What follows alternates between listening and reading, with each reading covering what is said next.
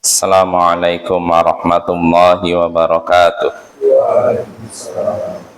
Alhamdulillah wassalatu wassalamu ala rasulillah wa ba'd. Ayyuhal ikhwah, a'azzani wa a'azzakumullah. Kita lanjutkan pembacaan kitab Al-Adabul Mufrad karya Imam Al-Bukhari. Berkata Imam Al-Bukhari rahimahullahu ta'ala, babun al-afu anil khadim, bab memaafkan pembantu. Bab tentang memaafkan pembantu. Nah, ini judul babnya.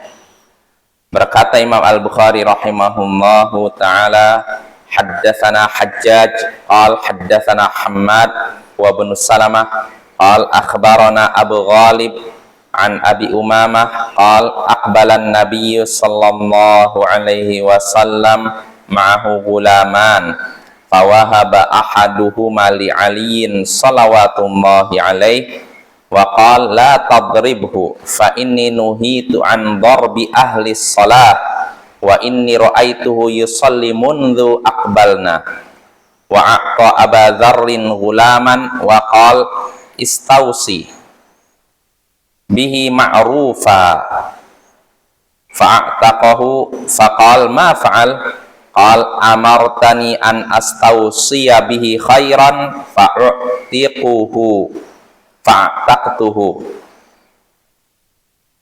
Telah menceritakan kepada kami Hajjaj, ia berkata telah menceritakan kepada kami Hammad, dia anaknya Salamah, ia berkata telah mengabarkan kepada kami Abu Ghalib dari Abu Umamah, ia berkata Nabi Sallallahu Alaihi Wasallam datang bersama dua orang budak.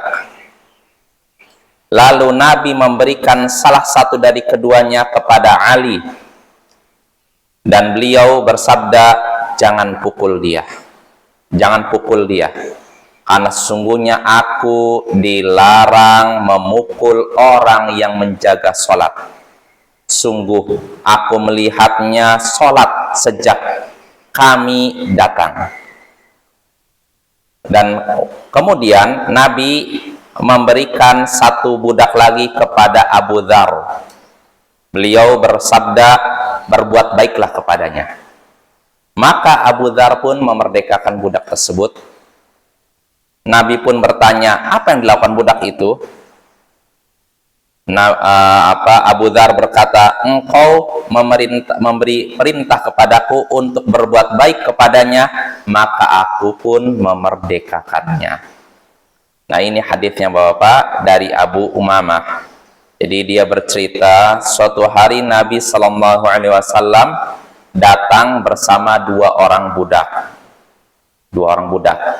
Kemudian Nabi memberikan salah satu budak ini kepada Ali bin Abi Thalib. Dihadiahkan, nah ini untukmu Ali. Lalu Nabi berpesan kepada Ali bin Abi Thalib, jangan pukul dia, jangan pukul budak ini, karena sesungguhnya aku dilarang memukul orang yang menjaga sholat. Karena orang ini, budak ini, aku saksikan dia selalu menjaga sholat sejak kita datang. Nah ini pesan Nabi, ngasih satu budak kepada Ali, lalu berpesan jangan pukul dia, karena aku saksikan dia menjaga sholat sejak aku datang, dan aku dilarang untuk memukul orang yang menjaga sholat. Ini yang pertama. Nah, tinggal tersisa satu budak lagi. Satu budaknya diberikan kepada Abu Dzar. Nabi berpesan, berbuat baiklah kepada budak ini. Nah, Nabi memerintahkan dia berbuat baik. Artinya, perlakukanlah dia dengan baik. Namun apa yang terjadi? Abu Dzar malah memerdekakannya, memerdekakan budak tersebut. Maka Nabi pun heran, lah ada apa nih? Maka kata Abu Dzar, engkau sudah menyuruhku untuk berbuat baik kepada budak, maka aku pun memerdekakannya. Karena memerdekakan budak ini sama saja berbuat baik kepada budak. Nah itu Bapak ya. Hadisnya insya Allah jelas ya.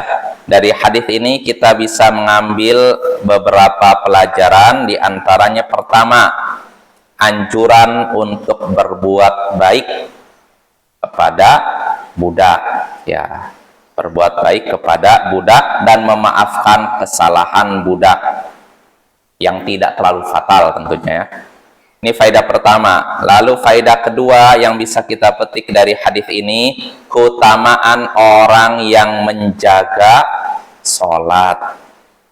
Karena kata Nabi, aku dilarang memukul orang yang menjaga sholat. Nah, pertanyaannya kenapa?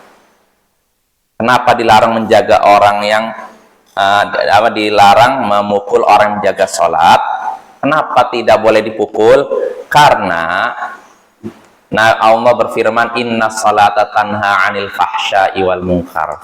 Sesungguhnya sholat itu mencegah seorang dari perbuatan keji dan mungkar. Jadi nggak perlu dipukul karena dia sudah sholatnya menjaga dia dari kesalahan dan maksiat. Mungkin ada yang bertanya, tapi berapa banyak orang sholat maksiat jalan terus? Ya tidak apa-apa. Ya, maka kita jawab sholatnya tidak benar. Nah, itu pertama. Sholatnya tidak benar, dia sholatnya cuma di badan saja, tapi hatinya tidak sholat. Itu pertama. Terus kedua, anggap orang yang masih sholat, dia masih melakukan maksiat. Maka kita katakan yang tidak sholat lebih parah lagi maksiatnya. Ya, kalau orang masih sholat, Bapak, walaupun anggap sholatnya masih badan, itu masih ada apa istilahnya pencegah. Tapi kalau orang sudah tidak sholat, jangan harapkan ada kebaikan pada dirinya.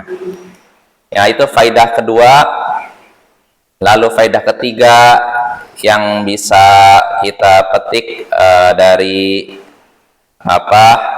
hadis ini, memerdekakan budak ini merupakan perbuatan yang baik kepada budak.